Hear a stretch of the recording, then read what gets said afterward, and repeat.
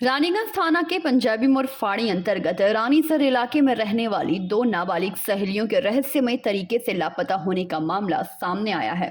युवतियों के परिजनों ने पंजाबी मोड़ फाड़ी में गुमशुदगी का मामला दर्ज करवाया है।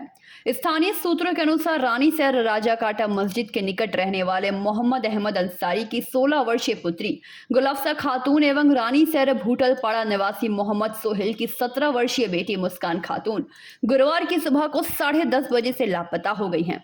दोनों युवती आपस में एक अच्छी सहेलियां हुआ करती थी एवं दोनों ही रानीगंज के दुर्गा विद्यालय में कक्षा 11वीं में पढ़ती थी। गुलफ्सा के पिता मोहम्मद अहमद अंसारी ने बताया कि बीते 16 तारीख से स्कूल की छुट्टी चल रही थी, तभी से वह घर पर ही थी। लेकिन गुरुवार की सुबह 10 बजे के लगभग स्कूल में फॉर्म जमा करने की बात कहकर वह अपनी सहेली मुस्कान के साथ रानीगंज जाने के लिए स्कूल बैग लेकर घर से रवाना हो गई, परंतु देर शाम तक उसके घर वापस नहीं लौटने पर परिजनों को चिंता होने लगी। उसके बाद शाम 6 बजे के लगभग उसने उत्तर प्रदेश में रहने वाली अपनी बड़ी बहन को अपने मोबाइल से फोन कर पूछा कि उसके माता पिता उसकी तलाश कर रहे हैं क्या। फोन पर गुलफ्सा ने बताया कि वह ट्रेन में है और वह सही सलामत हरियाणा जा रही है, इसीलिए कोई उसकी तलाशी ना करे। इसके बाद उसने फोन काट दिया और अपना मोबाइल फोन भी स्विच ऑफ कर लिया। उसके बाद से लगातार उसका मोबाइल फोन बंद आ रहा है। अहमद अंसारी ने बताया कि बेटी के सकुशल घर लौटने को लेकर पूरा परिवार चिंतित है। अचानक उसके इस तरह से जाने की बात किसी को समझ नहीं आ रही। इस संबंध में स्कूल में उसके साथ पढ़ने वाली उसकी अन्य सहेलियों को भी कुछ भी नहीं पता।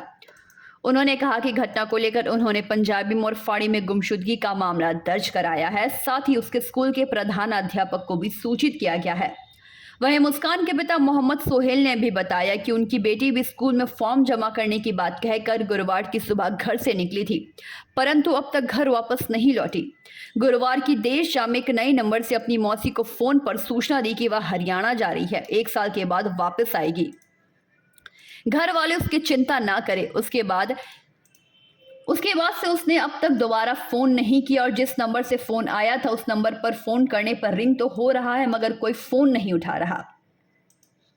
उन्होंने कहा कि वे ठेला चलाते हैं एवं आर्थिक रूप से काफी कमजोर है, इसीलिए उनकी बेटी के पास कोई मोबाइल फोन भी नहीं है। बेटी के इस तरह से लापता होने से पूरा परिवार चिंतित है। उन्होंने कहा कि पुलिस से वे अपनी बेटी को जल्द सकुशल ढूंढने की मांग कर रहे हैं। अच्छा मन से गई, वही बोला हम एडमिशन ही करने जा रहे, फॉर्म भरने जा रहे हैं और कोई घटना मेरे घर से कुछ नहीं। कब बोला ये? कल कौन दिन था? कल 24 तारीख था ना। हाँ। कल ही का घटना है। तो उसके साथ और कौन था? कोई संग में था क्या? वही लड़की कौन उसके साथ? गुलाफ्सा।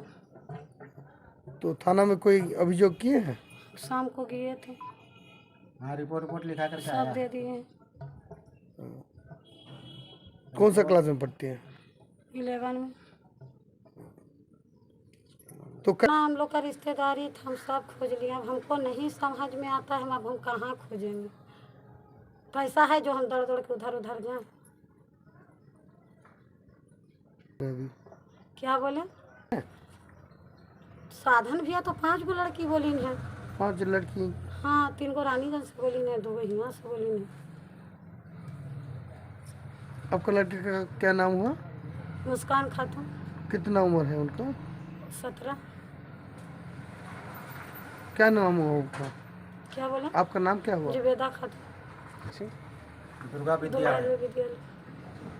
वहीं घटना की सूचना मिलते ही आसनसोल नगर निगम के एमआईसी दिव्येंदु भगत एवं अंचल के युवा तृणमूल नेता सदन कुमार सिंह ने दोनों युवतियों के परिजनों से मुलाकात कर पूरी घटना की जानकारी प्राप्त की एवं परिवार वालों को हर संभव सहायता प्रदान करने का आश्वासन भी दिया। और इस संबंध में दिव्येंदु भगत ने कहा कि रानीसर इलाके से 2 स्कूली छात्राओं के लापता होने की सूचना मिली है और मैं उम्मीद करता हूं कि पुलिस उन्हें जल्द से जल्द सकुशल ढूंढ कर घर वापस लाए।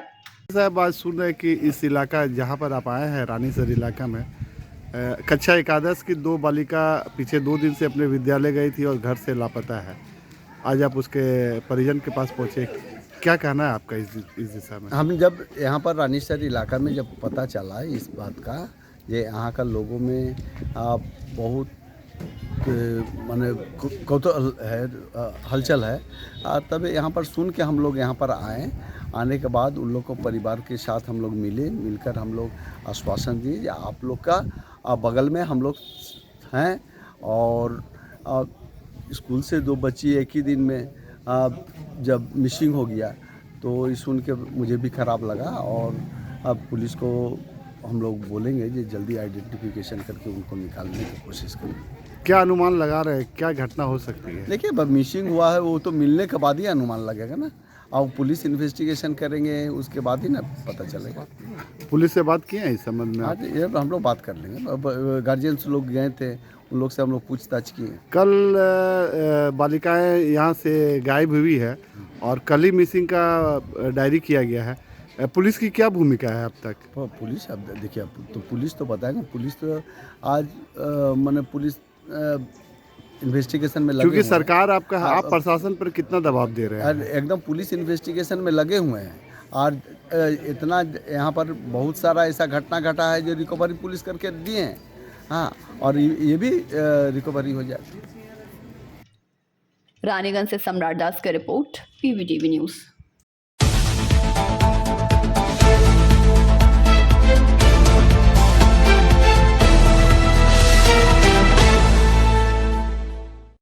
तृणमूल कांग्रेस के बीरभूम जिला के अध्यक्ष बाहुबली नेता अनुब्रत मंडल को शुक्रवार को गौ तस्करी मामले में आसनसोल की विशेष CBI अदालत में पेश किया गया, लेकिन अनुब्रत मंडल के अधिवक्ता सोमनाथ चट्टराज ने अनुब्रत मंडल की जमानत के लिए आवेदन नहीं दी। जज राजेश चक्रवर्ती ने अनुब्रत मंडल को फिर से 14 दिन के लिए जेल हिरासत में भेजने का निर्देश दिया है। उन्होंने ये भी निर्देश दिया है कि इस मामले में अगली सुनवाई 9 दिसंबर को होगी। पेशी के दौरान आधे घंटे तक सवाल जवाब सत्र चालू रहा। इस संबंध में अधिवक्ता सोमनाथ चट्टराज ने कहा कि इस मामले में दिल्ली हाईकोर्ट में सुनवाई होनी है, इसलिए वे लोग जमानत का आवेदन नहीं किए। দরখাস্ত করিনি, কারণ আমরা উপর কোর্টে মুভ করছি, আপার ফোরামে মুভ করছি। আপার ফোরামে কি জামিনের জন্য মুভ করছেন নাকি জামিনের জন্য। না দিল্লি হাইকোর্টে যেটা মামলাটা আছে ওটা দিয়ে? তো ডিফারেন্ট একটা কেস। ওটা তাহলে আপনারা কোথায়, কলকাতা হাইকোর্টে মুভ করছেন? কবে করছেন? ওটা মুভ করা হয়ে গেছে? না, প্রসেস চলছে। সেই জন্য আজকের এখানে এ করলেন। আর কফি সাপ্লাইয়ের ব্যাপারটা নিয়ে কি বলছিলেন? আপনারা কি কপি এখনো পাননি যেটা বলছেন? হ্যাঁ, 28 তারিখে কোর্ট অর্ডার দিয়েছিল কপি সাপ্লাইয়ের জন্য। সে কপি এখনো সাপ্লাই করা হয়নি বলে আজকে আবার একটা অ্যাপ্লিকেশন করলাম যে CBI কে ডাইরেকশন দেওয়া হোক ইমিডিয়েট কপি সাপ্লাই দিতে। চার্জশিটের কপি? চার্জশিট শুধু না, সমস্ত রিলায়েড আপন ডকুমেন্ট যেগুলো যে সাক্ষ্য সাবুতের উপর বেস করে CBI চার্জশিট দিয়েছে আমাদের এগেইনস্টে, সেই সমস্ত ডকুমেন্ট কপি সাপ্লাইয়ের জন্য। আজকে বেল দরখাস্ত করলেন না, যার কারণে হিয়ারিং হলো না। তাহলে কবে নেক্সট ডেট রাখলেন? 9 তারিখ। আবার 14 দিন। হ্যাঁ, 14 দিন। আপনার পুরো নামটা? সোমনাথ চট্টরাজ। আজকে মনে হয় প্রথম হলো যে আপনারা জামিনের জন্য আবেদন করলেন না। এতদিন ধরে হেফাজতে রয়েছে, 100-র বেশি হয়ে গিয়েছে, তাহলে আপনারা কেন জামিনের আবেদন থেকে পিছিয়ে এলেন? স্ট্র্যাটেজিটা কি ছিল? আজকে আপনারা জানেন যে দিল্লিতেও একটা এই ব্যাপারে একটা মামলা হয়েছে, এবং সেখানে দিল্লি নিয়ে যাওয়া হবে কিনা সেই ব্যাপারে আজকে হিয়ারিং আছে। এই সমস্ত কারণের জন্য আইনগত দিক থেকে আইনজ্ঞদের পরামর্শ মতো আজকে জামিনের দরখাস্ত করা হয়নি। সেই জন্য আজকে হিয়ারিংয়ে হলো না, সেই বিস্তারিত হলো। অবশ্যই দাদার সঙ্গে তো দেখা হলো, রাজনীতিকভাবে যেহেতু আপনি একটা পদে রয়েছেন, সেরকম কিছু কথা হলো কি? না, কথা হলো যেমন করে সংগঠন চলছে সেরকম করে সংগঠন চালিয়ে যাও, এবং সবাই মিলে সবাই একসাথে নিয়ে কাজ করো। আজকে তো আপনাদের জেলা নিয়ে কলকাতায় মিটিংও করছেন অভিষেক ব্যানার্জি, জেলার সাংগঠনিক। হ্যাঁ, জেলা নিয়ে একটা মিটিং আছে। সেক্ষেত্রে কিছু বললেন নাকি দাদা যে কি? না, এটা তো রাজ্যের ব্যাপার, রাজ্য কি সিদ্ধান্ত নেয় তাদের উপর নির্ভর করছে। আচ্ছা, দাদার যে 1 কোটি লটারি রহস্য নিয়ে যেটা তোলপাড় হচ্ছিল, যার কাছ থেকে লটারিটা পেয়েছে বলে সেটা CBI উদ্ধার করতে পেরেছে, এই প্রসঙ্গে আপনারা কিছু বলবেন? এগুলো সব বাজে কথা, এগুলো শুধুমাত্র লিঙ্গারিং করার জন্য এই সমস্ত কাণ্ডগুলো করানো হচ্ছে। এর কোনো বেসিস নেই, এর কোনো সাবস্টেন্সিয়াল এভিডেন্স নেই। আর সংগঠনের ব্যাপারে বললো যে সংগঠনটা যাতে ঠিক থাকে, যেভাবে আমি সাজিয়ে এসেছি সেভাবে যাতে সবাই মিলে একসাথে কাজকর্ম করে সেটা দেখতে বললো। ঠিক আছে। বিশেষ কোনো নির্দেশ কি দিলেন? বিশেষ কোনো নির্দেশ তিনি দেননি, যেমন চলছে সেরকম চালাতে বললেন। সমস্যা নিয়ে আপনারা কথা বললেন?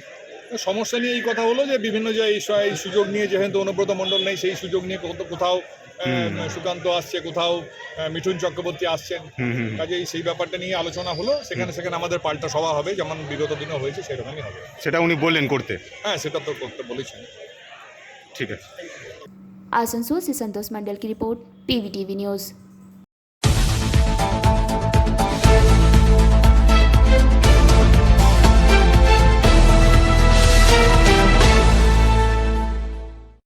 सड़क हादसे में बाइक सवार 2 लोगों की मौत हो गई। घटना काजोड़ा मोड़ के पास राष्ट्रीय राजमार्ग पर घटी। शुक्रवार की सुबह काजोड़ा मोड़ के पास नेशनल हाईवे पर हुए सड़क हादसे में बाइक सवार दोनों युवकों की गंभीर रूप से चोटें आई थी, जिसके कारण उनकी मौत हो गई। मृतकों की पहचान 30 वर्षीय पुष्पक कुमार झा और 28 वर्षीय अजय कुमार यादव के रूप में हुई है। आसनसोल से दुर्गापुर जाते समय काजोड़ा मोड़ के पास खड़े कंटेनर से बाइक टकरा गई। हादसे में बाइक सवार दोनों युवक गंभीर रूप से घायल हो गए। प्रत्यक्षदर्शियों ने बताया कि दोनों युवक बाइक लेकर दुर्गापुर की ओर जा रहे थे और काजोड़ा मोड़ के पास खड़ी कंटेनर से वे टकरा गए। टक्कर इतनी गंभीर थी कि सर व चेहरे पे उनकी काफी ज्यादा चोटें भी लगी थी। खबर मिलते ही अंडाल थाने की पुलिस और ट्रैफिक गार्ड मौके पर पहुंचे। उन्हें दुर्गापुर महकुमा अस्पताल ले जाया गया। अस्पताल में डॉक्टरों ने दोनों को मृत घोषित कर दिया।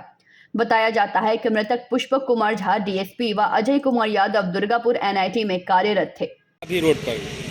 अभी बोले तो सुबह सुबह ये बाइक वाला लोग दुर्गापुर तरफ जा रहा था। हमको लग रहा है, जो देख के लगा कि हम बच्चा को छोड़ने आए थे तो लगा कि वो लोग खो गया था। सोने का क्रम में खड़ा गाड़ी में लोग धक्का मार दिया। गाड़ी स्पीड होने के चलते दोनों लड़का स्पॉट डेथ कर गया। कितने बजे का घटना हुआ करीब? मॉर्निंग में जब हम बच्चा को छोड़ने 6:30 बजे आए तब तक हो चुका था। उसके बाद पुलिस आया, वो अपना प्रक्रिया जो है करके सारा बॉडी को विधाननगर साइड भेज दिया। दोनों स्पॉट डेथ हो गया? दोनों स्पॉट डेथ। आपका नाम? सिंटू महादेव। अंडाल से मंथन पासवान की रिपोर्ट, पीवीटीवी न्यूज।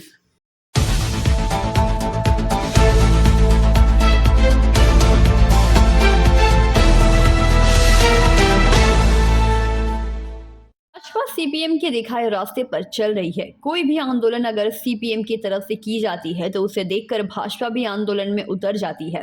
कारण वह भी प्रचार में पीछे नहीं रहना चाहती। भाजपा का डर है कि कहीं पंचायत नगर निगम चुनाव में सीपीएम आगे ना चली जाए। दुर्गापुर नगर निगम डेंगू से लड़ने में नाकाम। भाजपा युवा मोर्चा ने मच्छरदानी में घुसकर विरोध किया। शुक्रवार की सुबह 11:30 बजे भाजपा कार्यकर्ताओं ने दुर्गापुर के एसबी मोड़ से रैली निकालते हुए 4 नंबर बोरो कार्यालय ऑफिस पहुंची और दुर्गापुर नगर निगम की विफलता को लेकर तख्तियां लिखे हुए भाजपा कार्यकर्ताओं ने विरोध प्रदर्शन जताया। मच्छरदानी में घुसकर भाजपा कार्यकर्ताओं ने बोरो ऑफिस को घेर कर प्रदर्शन किया। इस दौरान उपस्थित भाजपा के नेता चंद्रशेखर बैनर्जी ने कहा कि दुर्गापुर शहर में डेंगू का प्रकोप बढ़ रहा है। दुर्गापुर नगर निगम के विभिन्न इलाकों में स्वराज सिस्टम खराब है और सफाई नहीं हो रही। हाई ड्रेन एवं छोटे नाले खराब हैं। इलाके में जंगल सफाई नहीं की जा रही है। आरोप लगाया गया कि 30 नंबर वार्ड के पार्षद एवं एमआईसी जंगल डिपार्टमेंट के रूमा पड़ियाल थी, जो कभी डीएमसी जाती ही नहीं थी, जिसके कारण ही इलाके में जंगल बढ़ गया है। एवं उन्होंने और भी कई बातें कही। হয়ে গেছে 5/9/2022 5 জন বোর্ড অফ অ্যাডমিনিস্ট্রেটরের মেম্বার তৈরি করা হয়েছে। এই 5 জন এমন কোনো কোয়ালিটি সম্পন্ন ব্যক্তি নন যারা দুর্গাপুরের 43টা ওয়ার্ডকে নাগরিক পরিষেবা দিতে পারবে এবং স্বাভাবিক কাজকর্ম অক্ষুণ্ণ রাখতে পারবে। স্বাভাবিকভাবেই সলিড ওয়েস্ট ম্যানেজমেন্ট SWM বলে একটা ডিপার্টমেন্ট আছে, যার এমআইসি ছিলেন একসময় 30 নম্বর ওয়ার্ডের কাউন্সিলর। তিনি এমনি অফিস যেতেন না, কি বোর্ডের কাজ সম্পূর্ণ অব্যবহৃত অবস্থায় পড়ে রয়েছে, যার ফলে ড্রেনেজ সিস্টেম ক্লিনিং, সুইপিং, লেবারদের ম্যানেজমেন্ট করা, তাদের হেলথ প্রোটেকশন দেওয়া এবং ডেঙ্গি রোধে কার্যক্রম গ্রহণ করা এটা একদম মুখ থুবড়ে পড়েছে। তার সাথে সাথে পাড়ায় সমাধান প্রকল্পে এবং দুয়ারে সরকার ক্যাম্পে যে প্রকল্পগুলো গ্রহণ করা হয়েছিল দুর্গাপুর নগর নিগমের, প্রায় 43টা ওয়ার্ডের ক্ষেত্রে 224টা রাস্তা, আমি সরাসরি অভিযোগ জানাচ্ছি এরকম 6টা ওয়ার্ডের কাজ যেগুলো হয়নি সেই কাজগুলো হয়ে গেছে বলে বিল সাবমিট করা হচ্ছে। এরকম একটা দুর্নীতি চলছে এখানে। এবং তার সাথে সাথে আমরা যেখানে দাঁড়িয়ে আজকে বিক্ষোভ এবং আমাদের এই ডেপুটেশন করছি, এই বনফুল সরণি তার রাস্তার 6 কোটি 22 লক্ষ টাকার টেন্ডার, জিএসটি বাদে 4 কোটি 26 লক্ষ টাকা যে অ্যালটমেন্ট হয়েছে বলে এডিডিএ চেয়ারম্যান দাবি করছেন। আমরা যদি প্রকৃত অর্থে তা স্যাংশন হয়েছে তাকে আমরা কৃতজ্ঞতা জানাই, কিন্তু বাস্তবিক অর্থে হচ্ছে এই কাজ স্যাংশন হয়েছে লাস্ট 1 ইয়ার ধরে শুনছি, মুখ্যমন্ত্রী প্রশাসনিক মিটিংয়ে এসেও বলছেন, কিন্তু কাজটা শুরু হচ্ছে না। তার কারণ কি? কারণ একটাই, কারণ হচ্ছে যে কন্ট্রাক্টর এই কাজ শুরু করবে তার কাছে এখনও কাটমানিটা ফাইনাল হয়নি। ফাইনাল না হওয়ার জন্যে সে কাজ শুরু করতে পারছে না। আর সে কাজ শুরু করার পর ভাবছে যে কাজটা করার পরে আমি কি পয়সা পাবো। এরকম প্রায় দুর্গাপুরে 65টা ইম্পর্টেন্ট রোড যার ফলে আটকে আছে, এই পুরো বোর্ড তৈরি করতে পারছে না। আমরা চাই অতি দ্রুত নির্বাচন সম্পন্ন করার মধ্যে দিয়ে মানুষের বোর্ড তৈরি হোক, মানুষ গণতান্ত্রিকভাবে ভোট দেওয়ার অধিকার ফিরে পাক। কারণ 17 সালের নির্বাচনে মানুষ গণতান্ত্রিক রায় দুর্গাপুরের মানুষ দিতে পারেনি। আমরা তাই আবেদন রাখবো সরকারের কাছে যে অবিলম্বে ভোট করানো হোক, ভোটের মাধ্যমে বোর্ড তৈরি হোক এবং সেই বোর্ড দুর্গাপুরের মানুষকে নাগরিক পরিষেবা দেখ। এই অপদার্থ একটা বোর্ড যারা মানুষের পরিষেবা দিতে পারছে না, মানুষকে পর্যাপ্ত সুযোগ সুবিধা দিতে পারছে না, এই বোর্ডের আমরা অবিলম্বে পরিবর্তনের মধ্যে দিয়ে মানুষের বোর্ড দুর্গাপুরে তৈরি হোক। এবং সর্বোপরি আপনারা লক্ষ্য রেখেছেন এই বনফুল সরণিতে যখন রাস্তার দাবি নিয়ে এই জোনাল সেন্টার সহ এই এলাকার অধিবাসী বৃন্দরা প্রতিবাদ জানাতে গেছে, পুলিশ তাদেরকে মহিলাদেরকে পর্যন্ত ছাড়ছে না, তাদেরকে গায়ে হাত দিয়ে এখান থেকে অবরোধ তুলে দেওয়ার চেষ্টা করছে। আমরা ডিসি সাহেবকে, সিপি সাহেবকে অলরেডি সেই ঘটনা লিখিতভাবে জানিয়েছি। আজকে আমাদের যুব মোর্চার সভাপতি ভাই সন্তোষ মুখার্জির নেতৃত্বে পুরো যুব টিম আজকে এখানে ডেপুটেশনে অংশগ্রহণ করেছে। তারা दुर्गापुर से निमाय दास का रिपोर्ट, PVTV न्यूज़।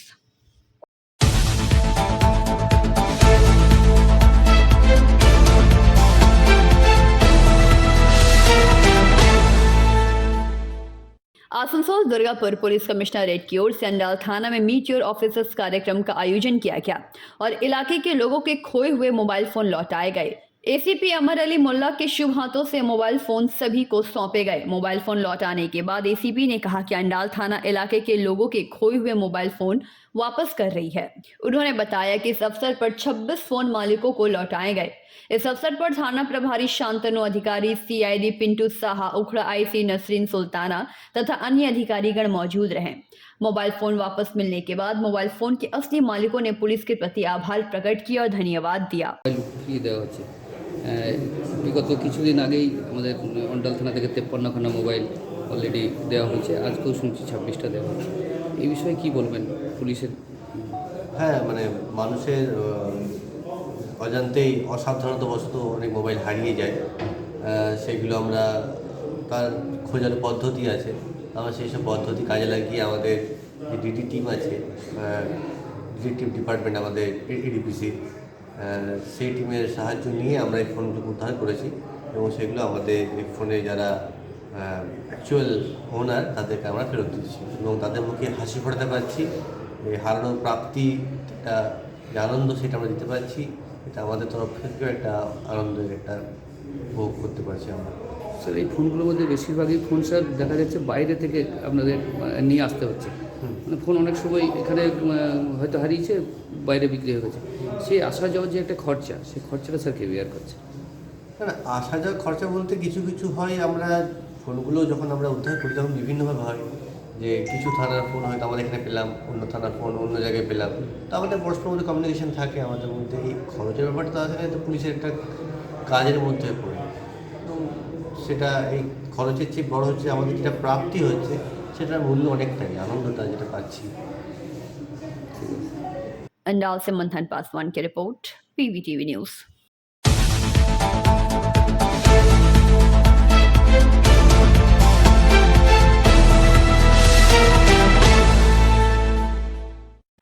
बर्नपुर गुरुद्वारा प्रबंधक कमेटी ने एक प्रतिनिधि मंडल के द्वारा शुक्रवार को पश्चिम बर्धमान जिला के जिला शासक S अरुण प्रसाद को एक ज्ञापन सौंपा, लेकिन उनकी अनुपस्थिति के कारण यह ज्ञापन अतिरिक्त जिला शासक डेवलपमेंट को सौंपा गया, जिसमें मांग की गई कि बर्नपुर गुरुद्वारा परिसर में गुरु नानक प्राइमरी और हाई स्कूल संचालित होती है। इन दोनों स्कूल के कारण कहीं न कहीं गुरुद्वारा की पवित्रता और शांति भंग होती है, इसीलिए गुरुद्वारा की पवित्रता और शांति के लिए इन दोनों स्कूलों को गुरुद्वारा परिसर से अन्यत्र स्थानांतरित किया जाए। वहीं ज्ञापन सौंपने के बाद गुरुद्वारा प्रबंधक कमेटी के सचिव सुरेंद्र सिंह ने जानकारी देते हुए कई बातें कही। आज आप लोग आए थे? आज हम लोग गुरुद्वारा प्रबंधक कमेटी बनपुर और हमारे बनपुर की सिख संगत के सहयोग से हमारे ज़िले के कार्यालय हमारे जिला शासक कलेक्टर साहब के पास पहुंचे थे, लेकिन वो किसी कारण हमसे उनकी मुलाकात नहीं हो सकी। उन्होंने जो हमारा विषय था उनको फॉरवर्ड किया हमारे जो इलाके के ADM साहब है, ADM डेवलपमेंट के पास। हमने अपने गुरुद्वारा प्रबंधक कमेटी बनपुर के लेटर पैड के ऊपर में एक शिकायत दी उनको, और उनको बहुत सारी जानकारी दी कि हमारे गुरुद्वारा बनपुर साहिब की बिल्डिंग के ऊपर में एक स्कूल चलता है जिसका नाम Guru Nanak girls high school और साथ में प्राइमरी भी है, जिसमें तकरीबन 2400 बच्चे पढ़ते हैं। उसमें करीब 50 बच्चे भी सिखों के नहीं है। इससे कोई फ़र्क नहीं पड़ता है, बच्चे किसी भी धर्म के हो, उनको शिक्षा देना हमारा पहला धर्म है। और जो सबसे बड़ी हमारे लिए माने दुर्भाग्य वाली बात है कि हमारे गुरुद्वारा के पवित्र स्थान के ऊपर में जो स्कूल चल रहा है, स्कूल के तरफ से जो गुरुद्वारा नहीं चलने देने के लिए जो प्रयास किया जा रहा है, जो गुरुद्वारा के नियम कानून, धर्म के जो हमारे जितने भी रीति रिवाज, यहाँ तक कि धर्म का जो काम है उसमें इतनी ज़्यादा बाधा स्कूल के तरफ से आ रही है। हमने उसकी जो हमारे इलाके के हमारे ऑनरेबल डीएम साहब के पास में लिखती तौर पे हम सारी जानकारी उनको दी है कि अगर इस प्रकार से अगर हमारे धर्म को चलाने में हमारे इस तरह से अड़चनें आती रहेंगी तो हमें या तो फिर गुरुद्वारा के बारे में बहुत कुछ सोचना पड़ेगा, नहीं तो हमारे डीएम साहब जो वहाँ पर स्कूल चल रहा है उसके बारे में सोचे ताकि स्कूल को कहीं और दूसरी जगह में शिफ्ट किया जाए। इसलिए कि गुरुद्वारा चलाना हमारे लिए बहुत मुश्किल हो गया है स्कूल के दबाव के चलते और बच्चों के खास करके चलते। जो दुनिया में किसी भी गुरुद्वारा नहीं है या कोई भी धर्म स्थान मैंने नहीं देखा है कि जिसके ऊपर में जूता चप्पल, यहाँ तक कि जूठा खाना जो बच्चों को मिड डे मील का खाना गुरुद्वारा के छत के ऊपर में खिलाया जा रहा है। नीचे हमारे भगवान साहब का जो वहाँ पर प्रकाश हुआ है उनका स्थान है, उसके ऊपर में बच्चों ने मैंने जो अपना खेलने का ग्राउंड बना लिया है, उसके बारे में सारी रोशनी हमने लिखती तौर पे दी है। उन्होंने विस्तार पूर्वक सारी बात हमारी सुनी। आसनसोल से संतोष मंडल की रिपोर्ट, PBTV न्यूज़।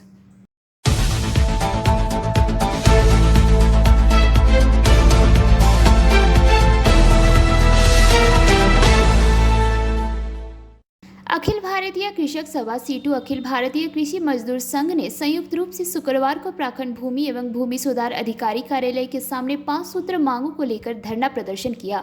वहीं उपर्युक्त 5 सूत्र मांगों को लेकर BLRO अधिकारी अनुराधा भट्टाचार्य को ज्ञापन भी सौंपा एवं जल्द कार्रवाई करने की भी अपील की। इस दौरान CPM के राज्य समिति के सदस्य पार्थो मुखर्जी, सीटू नेता मेघनाथ बैनर्जी, गणेश पंडित समेत कई अन्य मौजूद रहे।